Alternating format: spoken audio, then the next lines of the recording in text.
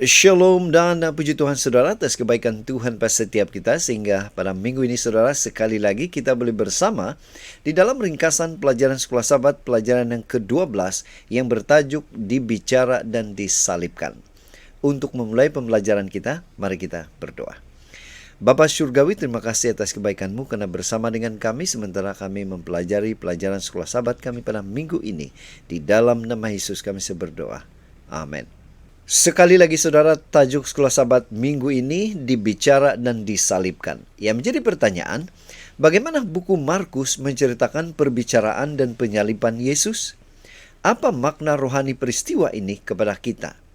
Saudara, di skrin saudara ada ayat-ayat Alkitab yang akan membantu kita di dalam pelajari pelajaran Sekolah Sabat kita pada minggu ini, khususnya Markus 15.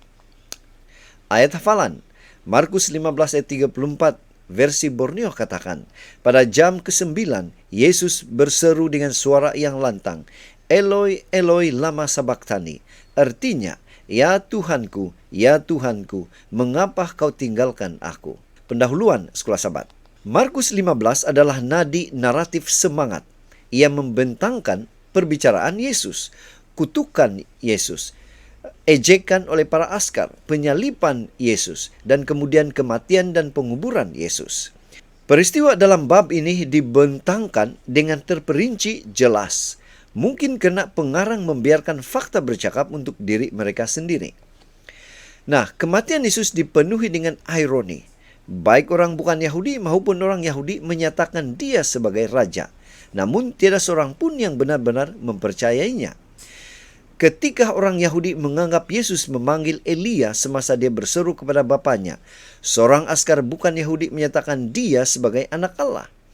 Satu lagi, seorang daripada ahli majelis penguasa yang telah mengistiharkan Yesus bersalah dan dihukum mati, telah menawarkan makamnya sendiri supaya Yesus yang dilahirkan di kandang hewan dapat dikebumikan seperti seorang bangsawan. Di skrin saudara ada 5 topik yang akan kita bahas di dalam pelajaran Sekolah Sabat kita pada minggu ini. Kita masuk di topik yang pertama, tajuk pertama, yaitu adakah engkau raja orang Yahudi? Di sini saudara, Pilatus menyatakan Yesus sebagai raja orang Yahudi. Markus 15 ayat 1 hingga 15. Mengapa Pilatus menyatakan Yesus sebagai raja orang Yahudi? Dan apa makna rohani penyataan ini? Markus 15 ayat 9 mengatakan, Pilatus bertanya kepada mereka, adakah kamu mahu aku membebaskan raja orang Yahudi ini? Pontius Pilatus adalah pegawai Rom yang perlu memberi kuasa untuk kematian Yesus. Semua orang tahu tentang kekejaman dan dirinya yang tidak bermoral. Namun, dia secara terbuka mengakui. Dia kata, aku tidak mendapati seberang kesalahan padanya. Yohanes 18 ayat 38. Rancangan Sanhedrin seperti kelihatan seakan gagal. Mereka mendapati Yesus bersalah karena penghujahan dengan mengistiharkan dirinya sebagai Mesias. Memandangkan Mesias ditakdirkan untuk menjadi Raja Israel, itulah tuduhan yang mereka kemukakan kepada Pilatus. Yesus tidak menafikan atau mengakui tuduhan itu, tapi dia menjelaskan kepada Pilatus bahwa dia tidak bercita-cita untuk memerintah kerajaan duniawi. Pilatus menggunakan tuduhan ini untuk mengejek para pemimpin Yahudi. Adakah kamu mahu aku membunuh raja kamu? Namun dia akhirnya tunduk kepada mereka dengan menghukum Yesus dan membebaskan seorang penjahat sebenar. Markus 15 ayat 8 hingga 15. Saudara, Ellen White menyebut, mengapa Pilatus membenarkan Yesus disalibkan? Pilatus mengalah kepada permintaan orang ramai. Daripada mengambil risiko kehilangan kedudukannya, dia menyerahkan Yesus untuk disalibkan. Tapi di sebalik langkah berjaga-jaganya, perkara yang ditakutinya kemudian datang kepadanya. Kehormatannya dilucutkan daripadanya, dia dijatuhkan dari jawatan yang tinggi dan disengat oleh penyesalan dan kesombongan yang terluka. Tidak lama selepas penyaliban dia mengakhiri hidupnya sendiri. Desire of Ages halaman 738. Di skrin saudara ada 2 pertanyaan yang kita boleh bincang di dalam kelas-kelas sahabat kita. Kita masuk di tajuk yang kedua, yaitu Salam Raja Orang Yahudi. Di sini saudara, para prajurit bersujud di hadapan Raja orang Yahudi. Markus 15 ayat 16 hingga 20. Nah, mengapa para prajurit bersujud di hadapan raja orang Yahudi? Apa makna rohani peristiwa ini kepada kita? Markus 15 ayat 17 hingga 18. Mereka memakaikan jubah ungu kepada Yesus, serta membuat mahkota daripada ranting-ranting berduri, lalu meletakkannya pada kepala Yesus. Setelah itu, mereka memberikan hormat kepadanya, daulat raja orang Yahudi. Saudara, sebelum disalibkan, para tahanan dilucutkan pakaian mereka dan disebat dengan kejam. Seorang atau lebih askar memukul belakang tahanan dengan cambuk yang bertujuan untuk mengoyakkan daging pada tubuh. Ia bukan 39 sebatan seperti yang diberikan oleh orang Yahudi. Askar itu memukul sehingga dia penat. Dengan mengetahui tuduhan terhadap Yesus, para askar memutuskan untuk melakukan parodi untuk mengejeknya. Mereka meletakkan mahkota olok-olokan di atas kepalanya, mengenakan mantel diraja padanya, memberikannya tongkat, mendudukkannya di atas takhta, dan memberi penghormatan kepadanya seolah-olah dia adalah kaisar. Markus 15 ayat 17 hingga 19 dan Matius 27, 28 hingga 29.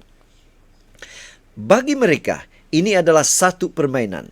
Permainan yang kejam. Walaupun mereka tidak melihat raja dalam diri Yesus, beberapa di antara mereka akhirnya mengakui dia atau Yesus sebagai anak Allah.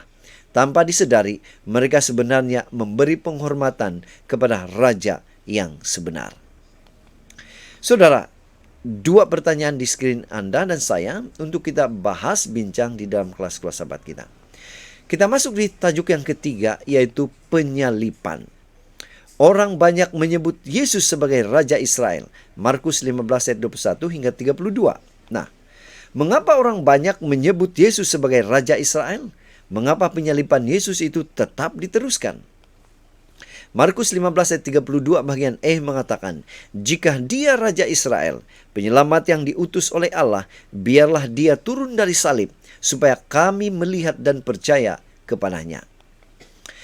Lelah akibat berpuasa dan disebat, Yesus tidak mampu membawa salibnya sendiri. Seorang warga asing yang penuh belas kasihan dipaksa untuk memikul salib Yesus. Seperti anak domba yang dibawa ke rumah penyembelihan, Yesus tanpa sebarang keluhan membiarkan dirinya dibawa ke Kalvari. Mereka menanggalkan pakaiannya, mereka meletakkannya di atas salib, mereka akan memakukan tangan dan kakinya, dan mereka akan mengangkatnya tinggi. Sebagai satu tindakan belas kasihan, seorang askar menawarkan ubatnya untuk mengaburkan mindahnya, tapi Yesus menolak layanan ini. Dia tidak akan membiarkan apa-apa menghalangnya daripada menyerahkan diri secara sedar atau sukarela kepada tindakan penebusan. Sekali lagi, dia menjadi mangsa ejekan, seperti askar-askar orang Yahudi secara ironinya mengaku Yesus sebagai Mesias. Mereka mengakui bahwa dia mampu menyelamatkan dan kelihatan sanggup mempercayainya jika dia menyelamatkan dirinya sendiri. Tetapi jika Yesus menyelamatkan dirinya, baik mereka maupun kita tidak akan ada pengharapan. Markus 15 ayat 30. Dan di skrin kita ada dua pertanyaan yang kita boleh bincang di dalam kelas-kelas sahabat kita. Kita masuk di tajuk yang keempat, yaitu ditinggalkan oleh Tuhan. Di mana di sini perwira menyatakan Yesus sebagai anak Allah. Markus 15 ayat 33 hingga 41. Saudara, mengapa perwira menyatakan Yesus sebagai anak Allah? Mengapa peristiwa ini penting bagi kita pada waktu Yesus disalibkan? Markus 15 ayat 39 mengatakan, ketua askar yang berdiri di hadapan salib itu melihat bagaimana Yesus meninggal. Oleh itu dia berkata, memang benar orang ini anak Allah. Yesus disalibkan pada pukul 9 pagi. Sekitar pukul 12 tengah hari kegelapan meliputi seluruh negeri. Pada pukul 3 petang, Yesus meninggal dunia. Namun sejurus sebelum dia meninggal, Yesus berseru kepada Bapanya dengan kata-kata dari Mazmur 22. Hanya sedikit yang menyadari bagaimana Yesus memenuhi Mazmur mesianik ini dengan tepat. Kebanyakan orang memilih untuk salah tafsir kata-katanya, mengelirukan perkataan Aram Eloi dengan panggilan kepada Elia. Saudara, kita dapat melihat satu persamaan yang menarik antara permulaan dan penghujung pelayanan umum Yesus. Di permulaan, pembaptisan Markus 1. Pembaptisan dengan air, Yohanes melambangkan Elia, langit terbuka, roh turun, Tuhan mengisytiharkan Yesus sebagai anak yang dikasihinya. Di penghujung hidupnya, penyalipan, Markus 15, pembaptisan dengan darah, orang ramai percaya bahwa Yesus memanggil Elia. Langit menjadi gelap, tabir terkoyak. Yesus menghembuskan rohnya. Ketua askar mengisytiharkan Yesus sebagai anak Allah. Saudara, di skrin kita ada 2 pertanyaan yang kita boleh bincang di dalam kelas Keluar Sahabat kita. Kita masuk di tajuk yang terakhir, yaitu dibaringkan untuk rehat. Yusuf dari Arimatia meminta jenazah Yesus. Markus 15 ayat 42 hingga 47. Mengapa Yusuf dari Arimatia meminta jenazah Yesus? Mengapa peristiwa ini penting bagi kita, Anda dan saya? Markus 15 ayat 43 mengatakan, hari sudah senja ketika Yusuf dari Arimatia tiba. Dia seorang ahli majelis agama yang dihormati orang. Dia menunggu-nunggu masanya Allah memerintah. Hari itu hari persiapan, yaitu hari sebelum Sabat. Oleh itu, dengan berani Yusuf menghadap Pilatus dan memohon jenazah Yesus. Penginjil ini dengan jelas menyatakan bahwa Yesus benar-benar mati di atas salib. Itu bukan pengsan atau katalepsi. Orang Rom tahu bagaimana membezakan orang yang disalibkan yang kelihatan mati daripada seorang yang benar-benar mati. Seolah-olah itu belum cukup. Orang Yahudi sendiri menghasut seorang askar untuk menikam jantungnya dengan lembing. Yohanes 19. Selepas kematian, seorang lelaki kaya berpengaruh dan dihormati sebagai ahli Sanhedrin muncul di tempat kejadian, yaitu Yusuf dari Arimatia. Lukas 15:43.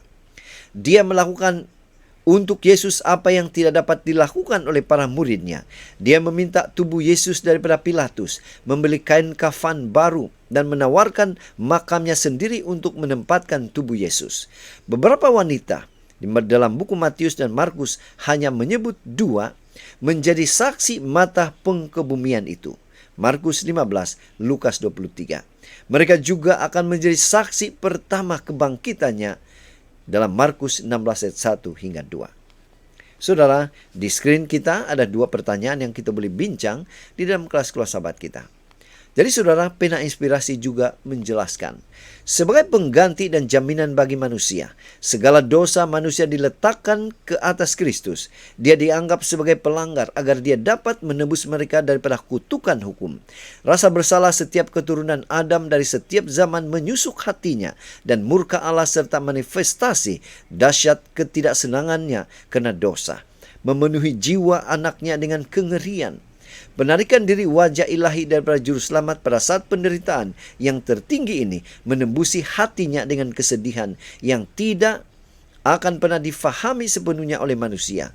Setiap rasa sakit yang ditanggung oleh anak Allah di atas salib, titisan darah yang mengalir dari kepalanya, tangan dan kakinya, kekejangan penderitaan yang menggoncang tubuhnya, dan penderitaan yang tidak terkatakan yang memenuhi jiwanya ketika wajah Bapaknya tersembunyi daripadanya. Berbicara kepada manusia, mengatakan, untuk kasih kepada kamu, anak Allah rela menanggung kejahatan-kejahatan berat ini, diletakkannya ke atasnya untuk kamu. Dia menewaskan kuasa kematian dan membuka pintu surga dan kehidupan yang kekal. Jadi saudara, dari pelajaran Keluar Sahabat kita pada minggu ini, kita boleh menyimpulkan. Pertama, Kristus pengganti manusia. Yesus menanggung dosa seluruh manusia agar dapat menebus mereka daripada kutukan hukum. Kedua, beban dosa seluruh keturunan Adam. Kristus menanggung rasa bersalah setiap generasi manusia di dalam hatinya, serta menghadapi murka Allah atas dosa.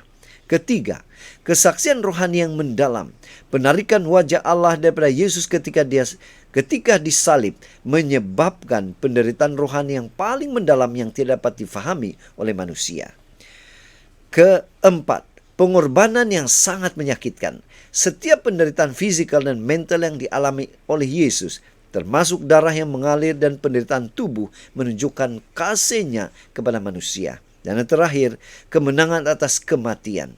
Dengan memikul dosa manusia, Kristus membuka jalan untuk keselamatan kekal, menewaskan kuasa kematian, memberi harapan kepada manusia akan kehidupan kekal di sorga. Jadi saudara, sekian saja ringkasan pelajaran Sekolah Sabat kita pada minggu ini. Semoga ini boleh membantu kita di dalam mempelajari pelajaran Sekolah Sabat kita. Tuhan memberkati kita. Mari kita berdoa. Bapa di surga, terima kasih karena menolong kami mengerti pelajaran Sekolah Sabat kami pada minggu ini, sehingga kami boleh terus setia pada Tuhan yang telah mati di kayu salib untuk kami. Di dalam nama Yesus kami berdoa. Amin.